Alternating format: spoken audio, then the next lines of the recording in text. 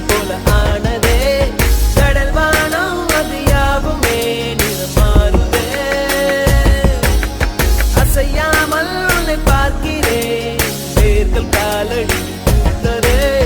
செதுக்காமல் சிலையாகினேன் நானுமே அருகே நீ அமர்ந்தாயடி தோளும் தோளும் கதை பேசுதே உரசாதே உயிர் கோபுரம் சாயுதே அழகான ஒரு ஊர்வலம் நீயும் நானும் சேர்ந்து போவதே பேருந்தே குலசாமியாய்